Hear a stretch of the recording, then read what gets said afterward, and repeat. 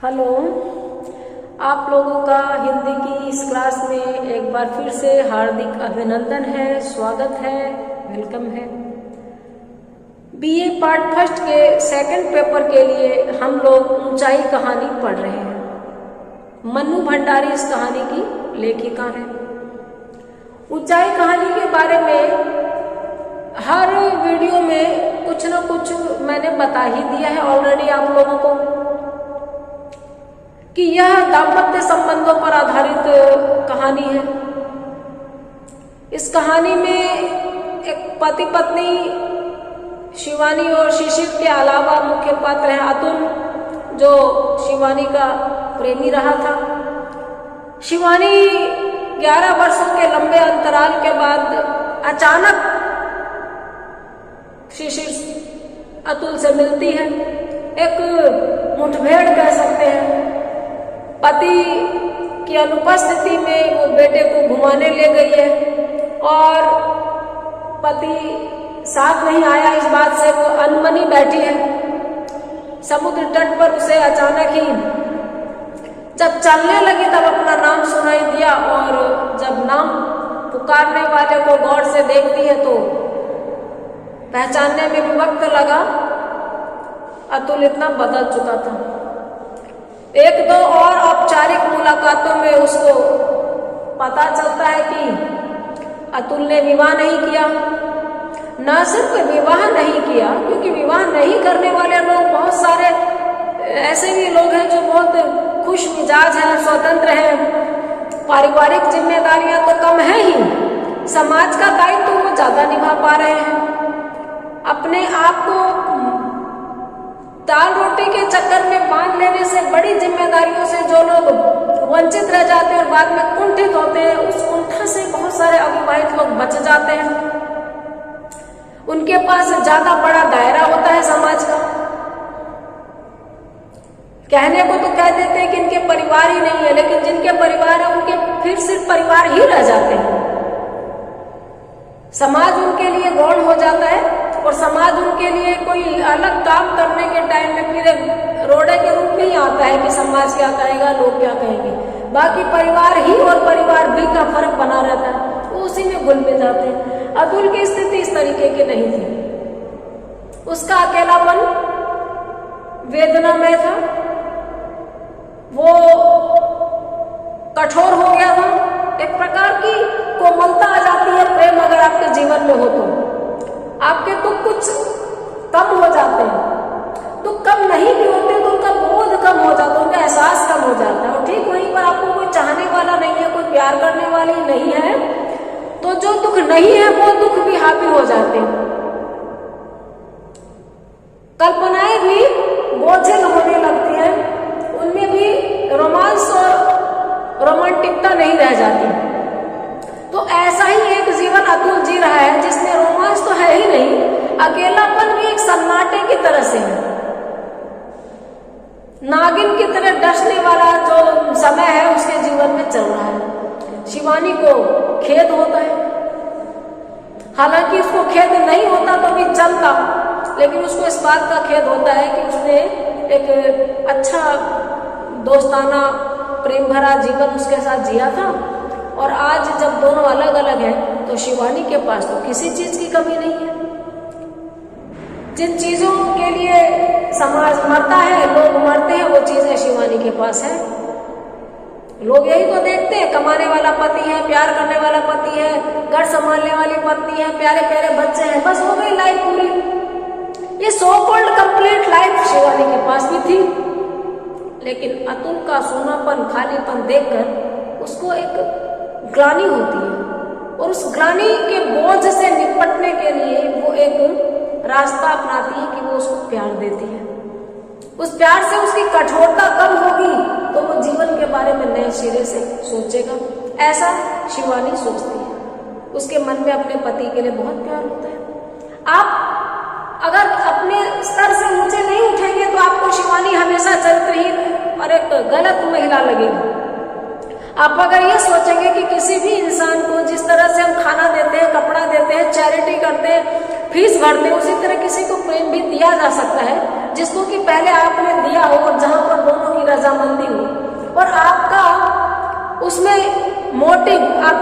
Evolution बहुत बड़ी हो, बहुत व्यापक हो, बहुत विस्तृत हो, तो आप शायद मनु भंडारी की बात को समझ सकें।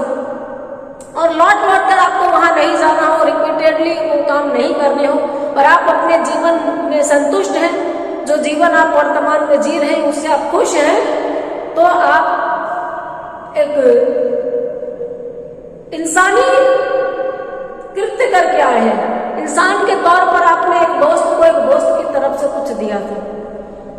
देखा जाए तो हमारे समाज में तो गले मिलना भी गलत माना जाता है, लेकिन यूं हम लोग हक डे, किस डे, पता नहीं कौन कौन से डे मनाते हैं। संसार में जिस दिन प्यार करना नॉर्मल हो जाएगा, गले मिलना नॉर्मल हो जाएगा, एक दूसरे के लिए कुछ कर सकना नॉर्मल हो जाएगा, तो हमारी बहुत सारी समस्याएं मिट जाएंगी। कम से कम मनोरोग, मानसिक रोग, अवसाद, कुंठा, घुटन, डिप्रेशन, इसका बहुत सारा बोझ कम हो जाएगा हमारे ऊपर से, अगर हम कुछ चीजों को हवा नहीं समझ करके, बहुत बड़ा नहीं समझ के उसको नॉर्मलाइज कर दें। हमारे यहाँ छेड़खानी करना नॉर्मल है। बीच चौक में अपनी पत्नी को पीट रहा है पति, लोग कहेंगे घर का मामला है, हम बीच में नहीं बोलेंगे। लेकिन वही पत्नी जब छोड़ के चली जाए तो वो समाज का मामला हो जाता, परिवार का मामला हो जाता, इज्जत की बात हो जाती है, सब लोग बीच बचाव करने आ जाते हैं। कॉलेज और स्कूल जाती लड़कियों को दुनिया भर के लड़के छेड़ेंगे, छीटाकसी करेंगे, उसको हमने नॉर्मलाइज कर रखा है। लेकिन वहां पर अगर एक लड़का और एक लड़की या दो लड़कियां भी, दो लड़के भी हाथ पकड़ के प्यार से आराम से चल रहे हो, तो हम कहेंगे देखो जमाना खराब हो गया, देखो ये आजकल की पीढ़ी बिगड़ गई है। हमने गलत चीजों को बहुत जल्दी नॉर्मलाइज कर लिया। माँ की बहन की गाली हमारे लिए भयंकर नॉर्मलाइज है, लेकिन उसकी जगह कोई आई लव यू कहते हैं, मैं तुम्हें प्यार करती हूँ, मैं तुमको पसंद करता हूँ, ऐसी बातें। हाँ, कितने बेशर्म लोग हैं, कितने घटिया लोग हैं। हमारे लिए प्रेम करना सिलेबस की चीज है। थ्योरी में हम पढ़ाते हैं मीरा प्रेम करती थी, राधा प्रेम करती थी, कृष्ण प्रेम करते थे, लेकिन प्रैक्टिकल में हम अपने घर में, परिवार में, समाज में न राधा देखना पसंद करते, न मीरा देखना पसंद करते। और कृष्ण की बात तो यह है कि बहुत सारे लोग कैसा भी जीवन छुप करके जीने के लिए फ्री है, सामने तो इज्जत नहीं ही होती है। खैर, तो यहां पर शिवानी ने एक इंसान को दूसरे इंसान की तरफ से वो आलिंगन दिया था, वो चुंबन दिया था, वो बंधन दिया था जो दूसरे इंसान को चाहिए था। पता नहीं होता कई बार कि आपको क्या चाहिए। आप जब दुखी है, बीमार है, परेशान है, तो आप खाना खाने से मना करते हैं, लेकिन आपकी माँ, आपकी बहन, आपकी दोस्त आपके सामने प्लेट रख दे और आपको मुंह में निवाला दे, तो बाद में ध्यान आता है कि हम तो एक चपाती खा गए, हम तो 2 चपाती खा गए, हमको तो भूख ही नहीं थी। इसी तरह से अतुल की भी चाहत खत्म हो गई थी, अतुल की छाया खत्म हो गई थी, लालसाएं, सब तृष्णाएं खत्म हो गई थी। उसका जीवन निरा बस तारीफ नहीं बीत रही थी, साथ में वो भी बीत रहा था, लेकिन शिवानी समझ रही थी कि इसके जीवन में कमी कहाँ पर है, दिक्कत कहाँ पर है, किस चीज से इसको मैं वापस उस कठोरता से नरमी की तरफ ला सकती हूँ। इतनी इसकी हंसी भी चोटिल है, इसकी हंसी भी नुकीली है, वो हंसी कैसे फिर से कोमल हो सकती है, वो शिवानी जानती थी। और इसलिए उसने वो किया कि ये इंसान ऐसा नहीं था, इतना कठोर नहीं था, इसका हक है कि ये मुस्कुराए, इसका हक है कि ये नॉर्मल जीवन जिए, और शिवानी ने वो उसको दिया। ये जितनी भी बातें मैं कहानी के शुरू में आपको बताती हूँ, वो बातें 20 नंबर के प्रश्न का उत्तर है, निबंधात्मक प्रश्न के उत्तर में ये चीजें काम आएंगी, इसलिए बताती हूँ। और जब ये बात शिशिर को पता चलती है, तो जो एक आम मर्द होता है या आम स्त्री होती है, कोई भी साधारण इंसान के गले से बात नहीं उतरेगी कि भाई आप रुपए दान कर दो, पैसे दान कर दो, कपड़े दान कर दो, किसी के लिए कुछ फीस भर दो, लेकिन आप अपना शरीर कैसे दे सकते हैं? क्योंकि शरीर के साथ में हमने पवित्रता का बोध जोड़ रखा है, संपत्ति अधिकार का, कि पति की चीज है, पत्नी की चीज है। शिशिर के गले से बात नहीं उतरती, दोनों नाराज हो जाते हैं, दोनों दूर हो जाते हैं, दोनों दोबारा मिले हैं, दोनों पहाड़ पे बैठे हैं, दोनों में आपस में चर्चा चल रही है। और शिशिर कहता है कि जब संबंध हमारा खत्म ही हो गया तो हम दोनों अलग हो जाए तो बढ़िया रहेगा। और ये बात वो उसको चिट्ठी में भी कह सकता था, लेकिन जब विवाह होने के लिए दोनों की उपस्थिति जरूरी थी तो विवाह विच्छेद के लिए भी दोनों की स्थिति जरूरी है। हमने ये पढ़ा था, पिछले सुना था, मैंने बोला था, आपने सुना था पिछले वीडियो में। और लास्ट में उसकी बात सुनकर क्या लगता है शिवानी को?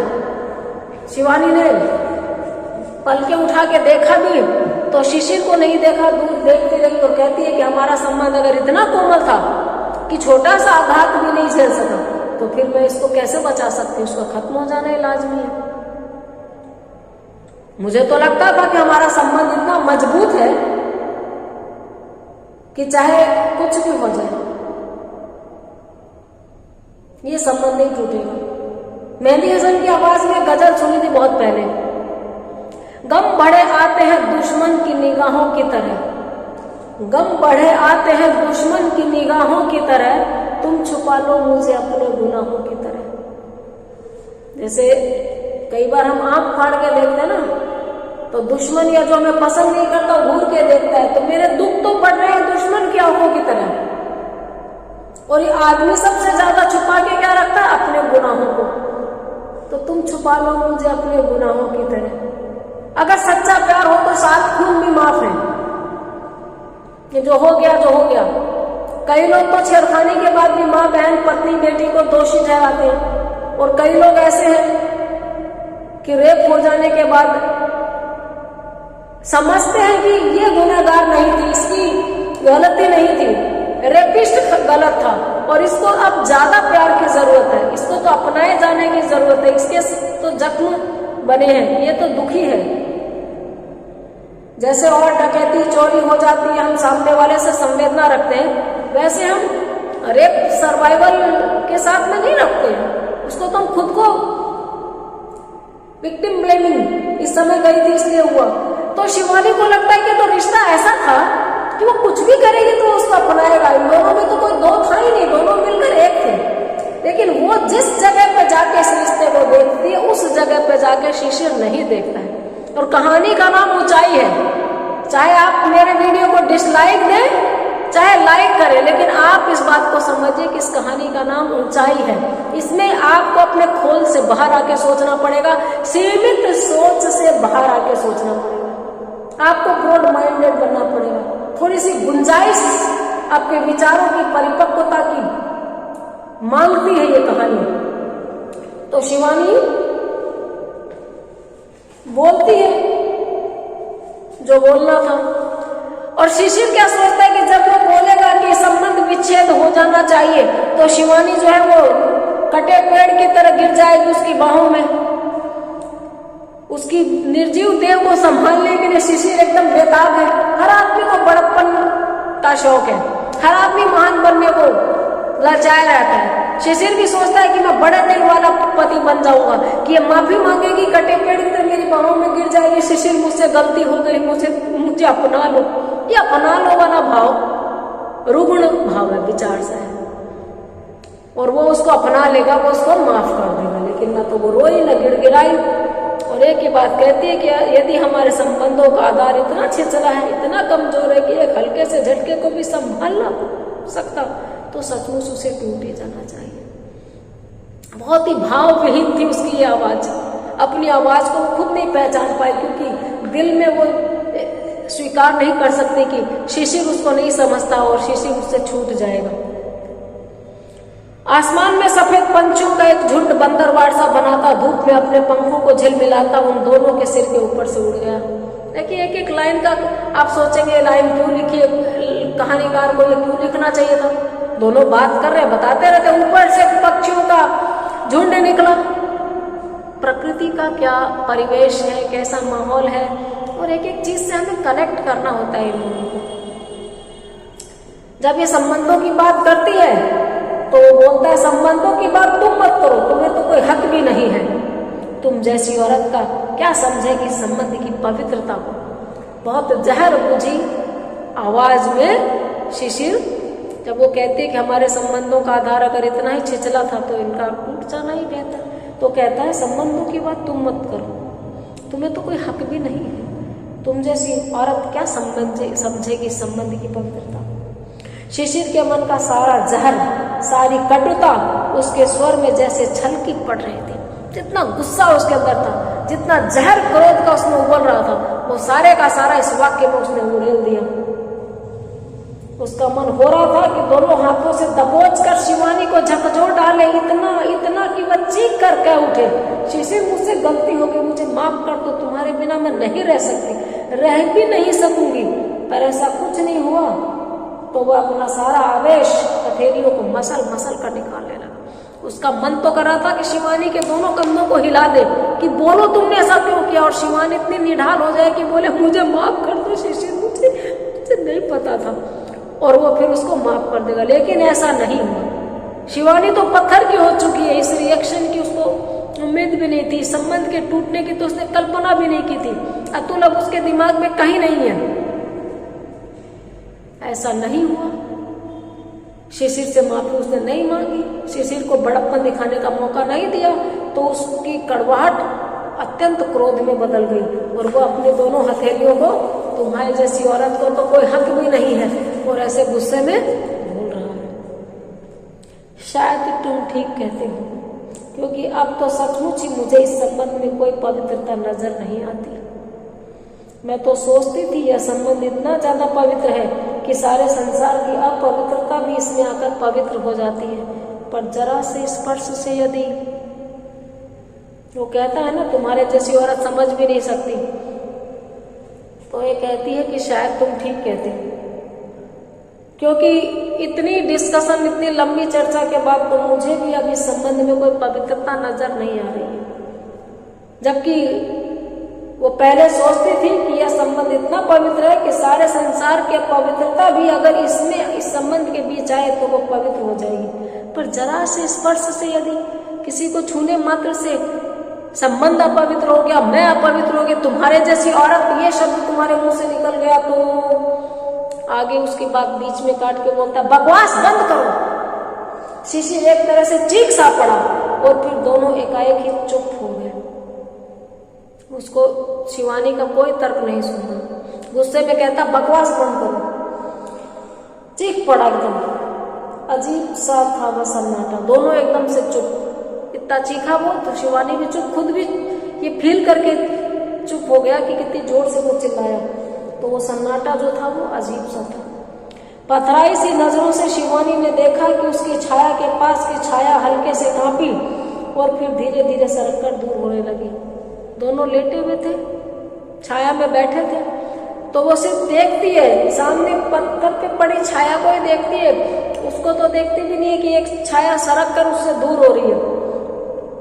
वह अपलक नेत्रों से दूर होती उस छायाकृति को ही देखती रही। कभी सूरज आसमान में फैले एक दूध या रेशमी बादल के टुकड़े की ओट हो गया, और वह छाया बेहद धूमिल हो उठी। शिवानी ने उधर से नजरें हटा ली। धूप होती है तो छाया नजर आती है। आसमान में सूरज चमक रहा था, लेकिन एक दूध या बादल का टुकड़ा सूरज के सामने आ गया तो सूरज जो है वो ढक गया, तो वह छाया धूमिल हो गई। शिवानी ने भी उधर से नजरें हटा ली। धूप के अभाव में हवा और भी ठंडी लगने लगी। धूप की वजह से सर्दी थोड़ी कम लगती है हमको, धूप नहीं है तो हवा ठंडी लगने लगी। उसने हवा में फड़फड़ाते अपने पल्ले को पकड़कर सिर ढक लिया, और फिर अच्छी तरह गर्दन के चारों ओर लपेट लिया, जिससे कानों में सर्दी न लगे। हवा में उसके पल्ला था ना, हवा में फड़फड़ाते अपने पल्ले को, साड़ी का आंचल जो हवा में हिल रहा था उसको पकड़ के सिर ढक लिया, और फिर अच्छी तरह से उस आंचल को गले में भी लपेट लिया, जिससे कि कानों में सर्दी ना लगे। बादलों की परत शायद कुछ घनी हो उठी थी, इसीलिए सामने का सारा दृश्य, दूर दूर तक फैले मैदान और उनकी सीमा निर्धारित करते पहाड़, सभी बड़े बड़े धुंधले उठे। बादलों की परत और घनी हो गई, तो इससे सामने का दृश्य, दूर दूर तक मैदान और उनकी सीमा निर्धारित करते पहाड़, सब धुंधले उठे। यानी धूप तो कम हुई ही हुई, धूप खत्म ही हो गई, सूरज के आगे बादल आ ही गए, धुंध सी, अंधेरा सा छा गया, जिससे पहाड़ जो कि दूसरों से सीमाएं तय कर रहे थे, कितनी दूर में कौन सा पहाड़ है, फिर शहर, घर, वो सब सीमाएं धुंधली हो रही। पहली बार शिवानी की आंखों में आंसू भर आए और वे सारी धुंधली अस्पष्ट आकृतियां भी मात्र धब्बे भर रह गई जो रह रहकर कांप जाती थी। उसने घुटनों में अपना मुंह छिपा लिया। उसे अतुल के साथ बिताए 2 दिन याद आए, वे दृश्य, वे बातें, वे स्पर्श। अब शिवानी को एकदम से दुख उठा, अचानक से उसकी आंखों में आंसू आ गए। और ये सब क्यों हो रहा है, उसका कारण के रूप में उसको वो 2 दिन याद आए, वो 2 दिन जब वो अतुल के साथ थी, उन दोनों की बातें और उन दोनों के वो स्पर्श। पैरा बदल गया, कहानी फ्लैशबैक में वो याद कर रही है। अपने वायदे के अनुसार प्रीति को लेकर वह सवेरे इलाहाबाद उतरी थी। अतुल के स्वागत और खातिर से वह कहीं भीतर तक भीग उठी थी।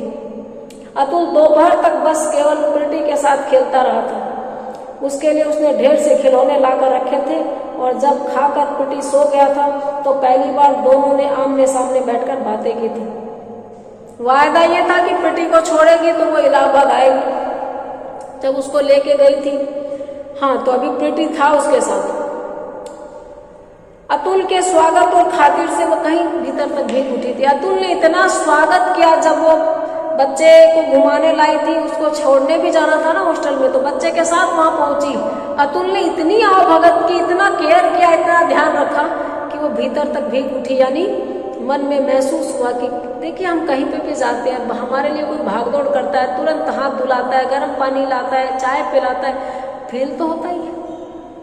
आप कोई दीवार तो हो नहीं कि जिसको लात मार दो तो नहीं कहेगी, उस पर कील गाड़ दो तो नहीं कहेगी, और गले लगा लो तो नहीं कहेगी। हम इंसान हैं। इसको अतुल का स्वागत सत्कार करना, उसके लिए भागा दौड़ी करना बहुत महसूस हुआ कि वो कर रहा है। अतुल दोपहर तक तो केवल प्रीति के साथ ही खेलता रहा। उसके लिए खूब सारे खिलौने लाए थे, बच्चे के साथ मस्त रहा, खेलता रहा। और जब प्रीति खाकर सो गया तो पहली बार आज ये लोग अब बैठ के बात कर रहे, नहीं तो बच्चे में ही दोनों थे, दोनों के बीच में बच्चा ही रहा बात करने के लिए। शिवानी सवेरे से ही अतुल के सजे सजाए घर को, बच्चे के प्रति उसके प्यार को देख रही थी और सोच रही थी कि उस अभाव की बात जो वो उसके जीवन में भर कर चली गई थी। उसने अतुल का प्यार देखा अपने बच्चे के लिए कि बच्चों को कितना प्यार करता है। अतुल का घर एकदम साफ सुथरा सजा हुआ, सब कुछ करीने से लगा हुआ। तो वो सोचती है कि इस इंसान के जीवन में एक खालीपन है जिसको भर कर शिवानी चली गई थी। यानी इसके जीवन में खालीपन शिवानी ने भर दिया, ऐसा उसको लगता है। पर वह तो उसके लिए उत्तरदायी नहीं, फिर भी जाने क्यों लग रहा था कि इन सबके बीच कहीं वह है। यूं वो ये भी सोचती है कि वो तो इसके लिए उत्तरदायी है नहीं, शादी से मना शिवानी ने तो किया नहीं था, ये बात तो सच है। लेकिन दूसरी तरफ ये भी सच है कि शादी इसने शिवानी के लिए नहीं की। उस समय भले ही शिवानी ने मना नहीं किया हो, अतुल को पता नहीं चला हो। कई बार जब इंसान हमारी जिंदगी से चल जाता है तब हमें उसकी कमी और उसका महत्व महसूस होता है, और हम उसकी जगह किसी और को रिप्लेस नहीं कर सकते, हम उसकी जगह किसी और को देख नहीं पाते, और वो खालीपन भर कर चला जाता है जाने का। शायद इस तरह का प्रश्न पूछने का अधिकार तो मैं खो चुकी हूँ, फिर भी पूछ रही हूँ अतुल कि तुमने शादी क्यों नहीं की। अतुल से शिवानी पूछती है कि शायद ये अधिकार तो मैं खो चुकी हूँ, हमारे बीच में अब ऐसा कुछ भी नहीं है, लेकिन फिर भी मैं अनधिकारिक प्रश्न पूछ रही हूँ कि तुमने शादी क्यों नहीं की। पता नहीं क्यों उस समय तो शादी की कोई इच्छा ही मन में नहीं जागी। जब साथ रहते थे तो शादी का मन में कुछ होता तो इसी से कर लेता, कोई और भी इसके लाइफ में नहीं थी। इसको उस समय तो पॉलिटिक्स और देश और समाज और कुछ ऐसा था कि नहीं लग रहा था कि वो घर बसा। फिर धीरे धीरे जीवन का यही पैटर्न बन गया, और बाद में आकर के आदत पड़ जाती आदमी को उस तरह अकेले रहने की। बड़े हताश से स्वर में अतुल ने कहा, और शिवानी कुछ देर तक समझ ही नहीं पाई कि क्या बोले। जब वो बोलता है कि पता नहीं उस समय तो शादी की इच्छा नहीं हुई, और धीरे धीरे फिर यही पैटर्न बन गया, यही लाइफ की स्टाइल बन गई। वो इस हताश स्वर में बोलता है, एकदम डूबे हुए स्वर में। उसमें एक्साइटमेंट नहीं होती कि पहले तो इच्छा ही नहीं हुई, बाद में यही पैटर्न बन, ऐसे नहीं कहता है, एकदम धीरे से बोलता है। समझ नहीं आया कि क्या कहें। फिर बोली जो पैटर्न है उसमें तो देखती हूँ कि विवाह की बहुत ज्यादा गुंजाइश है। जो पैटर्न देख रही हूँ, जो ढल रहा है तुम्हारे जीवन का जो स्टाइल है, उसमें तो देख रही हूँ कि विवाह की गुंजाइश है। कुछ लोग विवाह के लिए नहीं बने होते हैं, कुछ लोग उस तरीके का जीवन जीते हैं कि वैवाहिक जीवन सुखद होगा। कहती है कॉलेज का अच्छा जॉब है, सजा सजाया घर है, निश्चित जीवन है, अब कौन सी बात है। तुम्हारा घर सजा सजाया, तुम्हारे पास कॉलेज की जॉब है, निश्चित जीवन है, यानी सैलरी आ रही है, सही से सब जमा रखा है, कौन बाधा तो कोई है नहीं अब तुम्हारी लाइफ में। 11 साल पहले की वह अनिश्चित राजनीतिक जीवन भी अब तो पूरी तरह छूट गया है। फिर और 11 साल पहले तुम अनिश्चित राजनीतिक जीवन में थे, छात्रों में बैठे रहते थे, कोई अनशन हड़ताल, पता नहीं जेल जाना पड़े क्या हो, लेकिन अब तो वो अनिश्चितता भी खत्म हो गई है। अब क्या है। अतुल ने कुर्सी की पीठ पर सिर को झुला दिया और आंखें भींच ली। अपना जो सिर है वो कुर्सी की पीठ पे उसने पीछे की तरफ कर दिया और आंखें बंद कर ली। कई प्रश्नों का जवाब देने के पहले आदमी इतने दर्द से गुजरता है कि वो कह नहीं पाता कि वो क्या कहना चाह रहा है। 2 क्षण चुप रहने के बाद वह बोला, मैं खुद नहीं जानता क्या बात है, पर शादी के लिए मन में कोई उत्साह नहीं पाता। 2 मिनट चुप रह के बोलता है कि बात तो नहीं पता क्या है, कि शादी के लिए कोई एक्साइटमेंट नहीं है, कोई उत्साह नहीं बनता कि हाँ चलो मैं शादी कर लेता हूँ। तुम्हारे बाद मेरे जीवन में कोई आया नहीं। 2 लड़कियां आई और बहुत निकट आई, पर तुमसे कटकर मैं शायद कहीं से इतना ज्यादा टूट चुका था कि फिर किसी के साथ उस तरह से उस जगह से जुड़ नहीं पाया। कहता है कि तुम्हारे बाद मेरे जीवन में कोई नहीं आया। आई 2 लड़कियां तुम्हारे बाद मेरे जीवन में आई, लेकिन तुम्हारे जाने से दिल का कोई एक हिस्सा इस तरह से टूटा था कि वो हिस्सा फिर जुड़ा नहीं। बहुत ही कम समय में उनके साथ रह पाया, फिर किसी तरह से उस जगह से जुड़ नहीं पाया। शायद मैं कहीं से बेहद जड़ हो गया हूँ। I am completely dead Sheenu, completely dead. होता है ऐसा, अचानक नहीं, लंबे समय के एहसासों के बाद लगने लगता है कि I am like a dead body. मेरे अंदर उमंग नहीं बची, किसी से प्रेम करने की गुंजाइश नहीं बची, और मैं बस सांसें गिन रहा हूँ। मेरी बस बॉडी चल रही है, मन कहीं नहीं है। तो वो यही कहता है कि वो लोग आई 2 लड़कियां, लेकिन कुछ ऐसी चीज मर गई थी मेरे अंदर जो उनके आने से जीवित नहीं हुई, और तुम्हारे बाद में कंप्लीटली उस हिस्से को मैंने डेड पाया। और अब वो कहता है कि कंप्लीटली मैं डेड ही हो चुका हूँ। मुझे लगता है कि मैं परमानेंटली मर चुका हूँ। अब कुछ है नहीं मेरे अंदर कि मैं कोई शादी विवाह की सोचूं, क्योंकि आप किसी से भी शादी करोगे तो उसको प्रेम तो दोगे। शादी का मतलब ये तो नहीं है कि आपने बस फॉर्मेलिटी पूरी कर दी। कोई प्यार होना चाहिए, और उसकी तो मेरे मन में कोई हसरत बची नहीं है। किसी लड़की को देने के लिए मेरे पास कुछ भी तो नहीं है। मरे हुए प्यार की लाश को ढो रहा हूँ, और ढोते ढोते मैं खुद लाश हो गया हूँ। कहता है मरे हुए प्यार की लाश को मैं ढो रहा हूँ, और लगातार ढोते ढोते मैं खुद भी लाश बन गया। किसी लड़की को देने के लिए मेरे पास कोई जीवित मन तो नहीं है, प्यार करने वाला इंसान तो है ही नहीं मेरे अंदर, मर गया। बोलते बोलते उसका स्वर भीग गया, कांपा और फिर बिखर गया। एक बार तो उसकी आवाज एकदम से भीग गई। कई बार हम बोलते बोलते खो जाते हैं, हमारी आवाज भंग हो जाती है, गला रूंध जाता है, और आगे की जो स्वर, आगे का जो स्वर है वो टूट जाता है। वही अतुल के साथ हुआ। शिवानी की आंखों से 2 बूंद आंसू छूट पड़े थे। उसकी बात सुनकर शिवानी की आंखों से भी 2 बूंद आंसू टपके।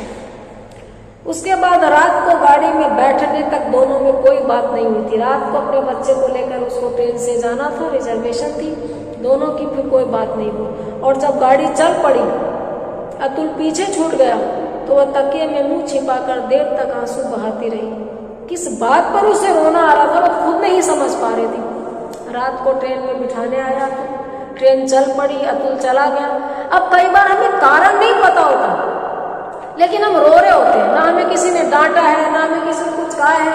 कई बार हम कोई गाना सुन के रोने लगते हैं, टीवी सीरियल देख के रोने लगते हैं, मैं फिल्म देखते टाइम रोने लगते हैं। हमारे अंदर विरेचन होने लगता है, जैसे कुछ गरिष्ठ खा लो तो उल्टी आती है, लोग बोलते हैं उल्टी कर ले, फिर शांति पड़ेगी, थोड़ा रिलीफ मिलेगा। इसी तरह कुछ चीजें इतनी अंदर दब जाती है कि आंसू बहा लेने से रिलीफ मिलता है और क्लियर कारण भी नहीं पता होता। तो जब ट्रेन चलने लगी तो शिवानी को बहुत रोना आया और उसको ये समझ में नहीं आ रहा था कि वो किस लिए रो रही है। वो प्यार अब नहीं करती अतुल से, लेकिन अतुल की स्थिति से उसको दुख है, अतुल की इस लाइफ से उसको दुख है। अगर अतुल उसको विवाहित मिलता, अपनी पत्नी बच्चों के साथ मिलता, तो उसको किसी बात की तकलीफ नहीं होती। उसको इसी बात का दुख है कि अतुल वहीं रह गया, शिवानी बहुत आगे निकल गई। आगे हम नेक्स्ट वीडियो में पढ़ेंगे, सुनेंगे। आज इतना ही, बने रहिए, देखते रहिए। Have a nice day.